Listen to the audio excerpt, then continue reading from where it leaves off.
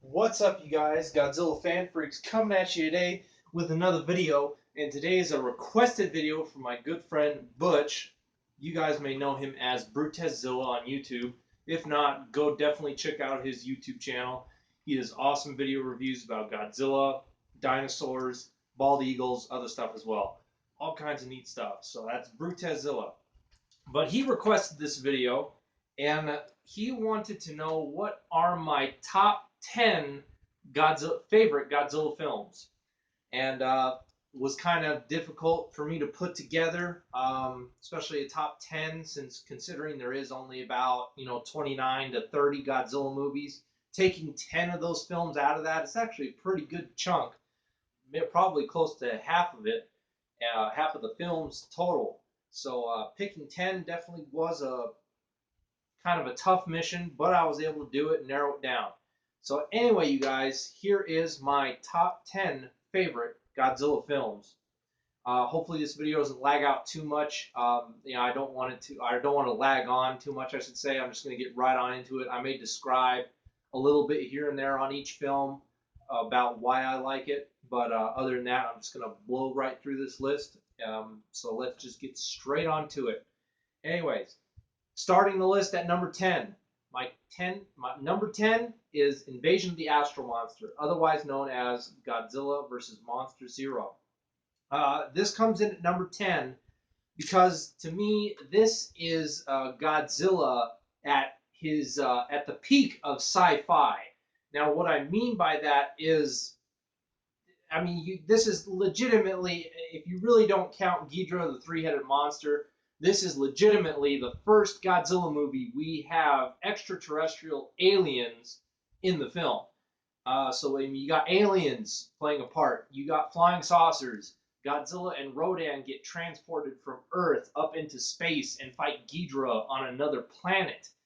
This is the peak of sci-fi in Godzilla. This Godzilla movie defines the sci-fi genre. It's just an amazing film. Nick Adams, love him.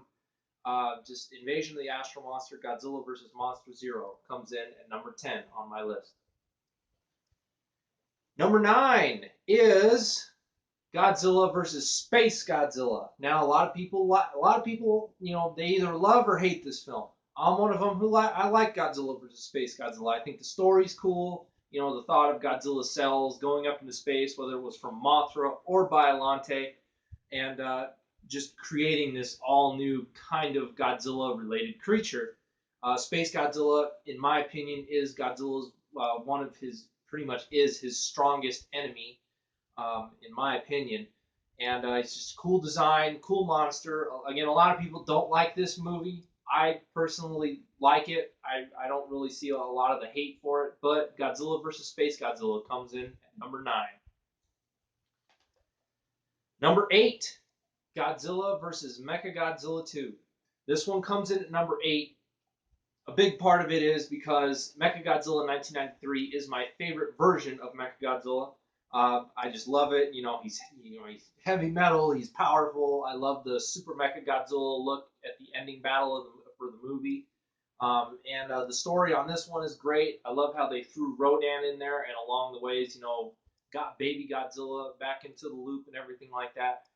This is the first time that Mechagodzilla is a creation of the humans. He's not, anything from space aliens or anything like that. He's actually created to protect the Earth. And, I just like the Mechagodzilla design. A lot of people think it's dull, but I actually like it. It's really cool. I like how they use parts from Mecha King Adora to create Mechagodzilla. Whenever I throw this movie on, it seems like it's one of the longest Godzilla films that there is. Whenever I throw it on, normally it seems like I breeze through every Godzilla movie, but this one seems to last a little longer. I don't know why. Maybe that's just me. But I just love the overall story of it. Mechagodzilla is awesome. This was originally supposed to be the ending of the Heisei film, but then they saved it for Destroya. But Mechagodzilla was originally supposed to kill Godzilla, but then they scratched that and continued on and did Space Godzilla and Destroya. But this movie, I love it. So one of my favorites. At number 8, Godzilla vs. Mechagodzilla 2. Coming in at number 7 is Godzilla versus Hedorah. This movie not only defines 70s sci-fi perfectly, but it defines just everything in general still today. I mean, this movie is, Godzilla fighting to protect our Earth from pollution, a monster created that we created ourselves kind of from pollution. Hedra came from space and used the pollution to grow and all that crap. But it still defines, today, because today, we humans, a lot of us are, recycle this and that. A lot of us don't pollute, but there still is a lot of pollution going on in today's world. So not only does this movie define, a time when pollution was bad and was promoting, we need to save our planet, be green, all this other stuff, it still kind of holds a purpose today. So not only is it a great 70s sci-fi film, it just has a great message to it. This is one of the Godzilla movies that has a fantastic message in it to stop polluting our planet, or bad things will happen. I doubt we'll ever get a monster, but who knows? So anyway, Godzilla vs. Hedorah at number 7. Coming in at number 6, this one was tough to bring in at number 6, but Destroy All Monsters. So Destroy All Monsters is kind of in the middle of my list. It's not quite 5, but it's just one over. But Destroy All Monsters, my opinion, one of the best Showa films. You have every monster from the Godzilla series up until this point in this movie, including Ghidorah as the final villain. I mean, just a big out monster brawl. You got the great, aliens coming back in. They're controlling the monsters. They're sicking them on every city in the freaking world, and we just got to try to stop it and gain back control of them. It just has a great story, great ending fight scene. There's a lot about that I could talk about this movie, why I like it. Overall, it's just awesome. This was very hard to try to. I wanted to put this at a higher spot on my list, but for some reason I just couldn't get it there, so it kind of just had to go right in the middle, which I feel is still appropriate. So Destroy All Monsters coming in at number 6. Coming in at number 5 is The Return of Godzilla, otherwise known as Godzilla 1984. Yes, I know this is a bootleg DVD, but it's actually not a bad bootleg. Still holding out for that official release. But just to get on into why this comes in at number 5, it's, again, a lot of these have to do with the story. I really like the stories of Godzilla films and everything like that. A lot of people like monster action or this and that. I actually like the whole story, human elements, monster action. I like the whole shebang. So anyway, this comes in at number 5 because it's the proper way to bring Godzilla back after, his last movie was in 1975. This is 1984. So about 9-10 years later, this is the proper way to bring him back. And they just did it perfectly. Godzilla's alone in this film, but the humans do enter a new machine that they created, and, the Super X, which eventually occurred in other movies, Super X 2 and 3. But, I mean, just the way that they did it and the way they built up the story, like the whole world is involved in this. It's not just Japan. Japan brings in the Americans, the Russians, so on and so forth to try to figure out a plan. How do we stop Godzilla without using nuclear weapons? Because Japan was anti-nuclear at the moment. But so it's just great the way that this movie just ties in the whole world with Godzilla. Yes, it is mainly him attacking Japan, but they also tie in the rest of the world too. Because eventually they kind of treat it like, yeah, Godzilla's going to attack Japan, but bring in the United States, Russia, and whoever else. Who's to say that Godzilla won't go to the United States or South America or Mexico or Russia or Europe or Africa? Who's to say that he won't travel around the world and cause more devastation? So we got to try to work together to figure out a plan. So I really it's great. It's a great return for the king. It has kind of a sad ending, but Godzilla will always be back in Godzilla vs. Biollante. Anyway, Godzilla 1984, The Return of Godzilla at number 5. Coming in at number 4, Godzilla vs. Megalon. I love this film. Not only does it have one of my favorite kaiju or mecha, however you want to describe them, Jet Jaguar, it's just great. Now, yes, this film does have a lot of stock footage, and this film only did take them, a couple months to film the entire thing. So that's why it is kind of one of those more low-budget Godzilla films. But at the time, Ultraman was really booming, and that was really hurting Godzilla at the time. So, but I still love this film. I think Jet Jaguar was a great character. He's better than Ultraman. Sorry, my opinion. Anyway, so I just think Jet Jaguar is better than Ultraman. I'm sorry, but it's just a great movie. It has its funkiness with Godzilla flying on his tail, sliding on his tail, hitting Megalon with his feet and stuff. Great, monster tag team action between Godzilla and Jet Jaguar fighting Megalon and Gigan. Overall, I think I just enjoy this film. It's a great watch. I really highly enjoy it. So Godzilla vs. Megalon coming in at number 4. Coming in at number 3 is Godzilla vs. Mechagodzilla, 1974. This film, it was really, really tough to not put this. I wanted to put this at number 2, but I for some reason I just couldn't. So it had to settle for the number 3 spot. But Godzilla vs. Mechagodzilla, I highly enjoy it. I think it's freaking fantastic. A lot of stuff in this movie I enjoy. I like the way they introduce Mechagodzilla. You think it's Godzilla at first, but something ain't right, and then boom, it turns out to be freaking Mechagodzilla, and he just wrecks Godzilla. He wrecks Anguirus, and he ends up wrecking King Caesar too. I like this too because it introduces King Caesar. I love King Caesar in this movie. Again, he's one of my favorite kaiju. I think he's awesome. At least the Showa one. The Final Wars one can go die. But Godzilla vs. Mechagodzilla 1974 is just an awesome film. I hope I'm using this word right, but the cinematography in this one is just amazing. This past G-Fest, I did an interview, It was kind of a questionnaire with Leslie Chambers and Jim Jenkins. He was doing the questionnaire with Jim Jenkins, and then Leslie asked me to come in. His name is actually Mark Calloway, but he goes on YouTube by Leslie Chambers. But he asked me to join in the video as well, and this is one movie that me and Jim had a lot in common with. Was the cinematography of this film and just a few other things about this film in general. I mean, the one part that me and Jim agreed on is one of the best freaking awesome scenes in Godzilla film history. Is when Godzilla and King Caesar are both coming at Mechagodzilla, and Mechagodzilla's got Godzilla with the finger missiles, and then Mechagodzilla turns his head all the way around to face King Caesar, and then he's just nailing both of them at the same time, and then he just ends up turning his finger missiles on the little village down below. The way that was shot was just great, and me and Jim just both freaking loved that scene, so that was awesome that me and Jim Jenkins had that in common. But so Godzilla vs. Mechagodzilla 1974 coming in at number 3. Coming in at number 2, Godzilla vs. Biollante. Here's another film that people either love or they hate. I love this film. A lot of people think that it's a little slow for a Godzilla film, this and that. I highly enjoy it. Again, I like the whole shebang from Godzilla films. I like the human elements, story, monsters, all that shebang.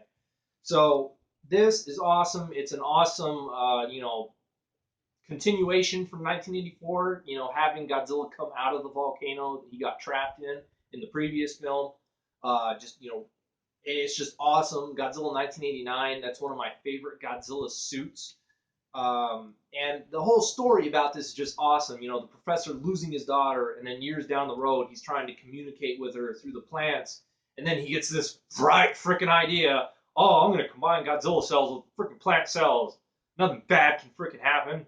I want to connect with my daughter. Well, he freaking created a terrifying plant cross Godzilla monster. And in a way, her spirit is attached to Biollante, but then there's at times where it's like, oh, it's not Erica's spirit anymore. Biolante's completely taken over, so now it's just the monster. So it kind of flips back and forth. But other than that, I think it's a cool story. It really goes deep into sci-fi like that. And, the designs for Biollante, I love the rose form. I love the final form. I need to get some rose form Biollante in my collection. That's probably one of the only things I don't have is rose form. But hopefully I get something like that soon. Anyway, Godzilla vs. Biollante. I love the Godzilla suit. It's one of my favorites. Super X2 is my favorite Super X. Biollante's awesome. The story's awesome. I really enjoy it. And this is for Scrooge Jones, son of a bitch. It's that Seradian agent again! Godzilla vs. Biollante coming in at number 2. Now, a lot of you may have guessed this. A lot of you may already know this. My number 1 top Godzilla film is, of course, Terror of Mechagodzilla, also known as Mechagodzilla's Counterattack, and a few other crazy-ass names it's gone by. Anyway, Terror of Mechagodzilla comes in at number 1. Now, I will say the number 1 big reason this comes in at number 1, I'm saying number 1 a lot, is because my number 1 favorite kaiju, even more so than Godzilla, is Titanosaurus. I love the design. A lot of people hate his roar. I love his roar. I love everything about that monster. Titanosaurus is freaking awesome. He is the last original monster from the Showa series. You've got to respect that. He is the Showa series champion. And, oh, I just love Titanosaurus. He's just awesome in this movie. He kind of steals the show in this movie. This movie, it's about Mechagodzilla and Godzilla and everything, and Titanosaurus was kind of thrown in there, but I think Titanosaurus had a little bit more of a bigger impact than what they thought he was going to have. I mean, he's an awesome monster. He gets a lot of mention in the film. He's not just like that side monster that's kind of there. Even though King Caesar got a lot of, stuff in the movie, I want to say Titanosaurus overshadows him a little more just because Titanosaurus does get a little bit more love in this film than King Caesar did. King Caesar was kind of like, oh, you got the statue, the Izumi royal family. And then boom, King Caesar shows up for the ending fight. But Titanosaurus is pretty much here throughout the entire movie. He's the first monster you see in the movie. And again, he's just awesome. I love him. But that's not the only reason I love this movie. This movie is just simply awesome. Again, I love the story. I love how they didn't just do another Godzilla movie with like a different... It wasn't like it was just Godzilla versus Titanosaurus. Let's put it that way. They went from Godzilla versus Mechagodzilla in 1974. It's like, what do? Let's bring back Mechagodzilla. Back-to-back movies. 1975, bring back Mechagodzilla. A year later, boom. Just Mechagodzilla back-to-back. I think that was really cool. Good way to end the Showa series with a back-to-back movie like that. And again, the cinematography in this movie is awesome. I love the underwater shots with the submarine and Titanosaurus, as well as I love the shots at the ending fight where Godzilla and Titanosaurus are going at it, and the camera angle is kind of lower, and it's viewing them from, kind of like a ground level. I think that's really cool shots the way they did that. I like how they did some of the aerial shots and everything in the film. Again, it's just an awesome movie. This time it's 2 monsters on Godzilla instead of 2 monsters on Mechagodzilla. They switched that around. But overall, it's just an awesome movie. I am so glad and highly appreciated and blessed to have this signed by the 2 actors, or the actor and the actress that were in the film, that were at G-Fest the year before this last one. I'm so glad that I got this signed by them. That is such an amazing... Hopefully you guys can kind of see their signatures there. His signature is kind of hidden in the poster itself, but hers is kind of visible on the gold here. But that's just awesome for me. And this movie is just awesome. Great way to end the Showa series. Gotta love Titanosaurus. And hopefully I'm not blabbering on too much anymore. I'm going to try to wrap up this video right now. Again, there's so much more I could go into on each film, but I just thought I'd give a little bit on each one. And I just want to let you guys know, if you guys want a requested video, put them in the comments, but I'm probably not going to get to them right away. I have a lot of reviews to do. And when I mean a lot of reviews, I got quite a bit on my plate right now as is. I got a lot of Dragon Ball Z stuff to get through, as well as Godzilla stuff. I still haven't even really gotten through all my stuff from G-Fest yet. So it's like I want to start getting on these reviews. I did this for Butch because he's a close buddy of mine, and he really wanted to see what my top 10 was. So Butch, I did this video for you, buddy. Hope you enjoyed it. But if you do have a requested video, put it in the comments, and I'll write it down along with your name off to the side. That way I can give you a shout-out whenever I do get around to it. And even though it probably won't be for a while, but if you do, put them in the comments and stuff. Of course, if you have any questions, put them in the comments. And I think that's about all I got. So those are my top 10, with Terror Mechagodzilla coming in at number 1. And hope you guys enjoyed this video. And Butch, there you go, buddy. My top 10 Godzilla films. Anyway, you guys, like always, we are Godzilla fan freaks. Please comment, like, and subscribe, and we will see you guys in the next video review. Thank you for watching.